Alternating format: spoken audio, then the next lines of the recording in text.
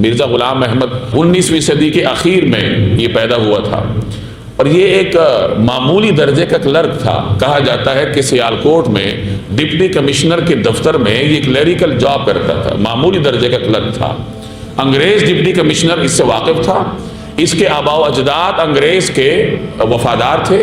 اس کے والد کے بارے میں آتا ہے کہ 1870 کی جنگ آزادی میں جو مسلمانوں نے بر صغیر میں جنگ آزادی لڑی تھی، تو اس میں اس کے والد نے انگریز کو 50 گھوڑے دیے تھے، انگریز کی حمایت کی تھی اسلحے کے ساتھ، اپنی عددی طاقت کے ساتھ۔ انگریز نے اس کے بدلے میں اس کو جاگیر دی، اور اس کے وفات کے بعد اس کا جو بڑا بیٹا تھا مرزا غلام احمد کا بڑا بھائی، وہ انگریزی حکومت کا ساتھ دیتا رہا۔ تو یہ انگریز ڈپٹی کمشنر کی نظر میں تھا کہ یہ شخص، اس کے آباء و اجداد ہمارے وفادار رہے، ہمارے نمکخوار رہے، ہم اس سے کچھ کام لے سکتے ہیں۔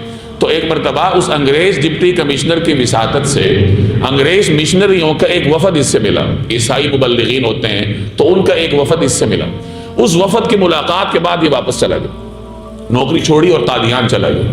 خاندان والے پوچھتے تھے کہ بھائی نوکری کا کیا بنے گا، نوکری چھوڑ کے آ گئے ہو؟ تو یہ کہتا تھا نوکری کو چھوڑو، اب آگے سلسلہ دیکھتے رہو۔ چنانچہ یہ بات ریکارڈ پر ہے کہ ملازمت چھوڑنے کے بعد اس کے نام بے نام قسم کے منی آرڈر آنے لگے، یعنی رقم اس کو ملتی گئی، اور اس نے پھر اپنی جو ایک تعلیمی نام نہاد تعلیمی زندگی ہے اس کا اس نے آغاز کیا۔ ابتداء میں کچھ مناظرے یہ کرتا رہا، مسلمانوں میں اس نے شہرت حاصل کی۔ اب بعد میں یہ اپنے اصل مقصد کی طرف گیا۔ اس نے نبوت کا جھوٹا دعویٰ کرنا تھا، لیکن وہاں تک پہنچنے کے لیے اس نے کئی پینترے بدلے۔ ابتداء میں یہ مسلمان مبلغ کی حیثیت سے کام کر رہا تھا، اور مسلمانوں میں اس کی شہرت بھی ہو گئی تھی۔ آہستہ آہستہ اس نے یہ دعویٰ کیا کہ مسلمان جس مسیح کا انتظار کر رہے ہیں، مسلمانوں کا عقیدہ ہے کہ حضرت عیسیٰ علیہ السلام تشریف لائیں گے اور وہ اس زمانے میں یہودیوں کو دجال کا قلقمہ کریں گے۔ تو اس نے کہا کہ جس عیسیٰ علیہ السلام کا تم انتظار کر رہے ہو، جس مسیح کے تم منتظر ہو، میں وہ مسیح۔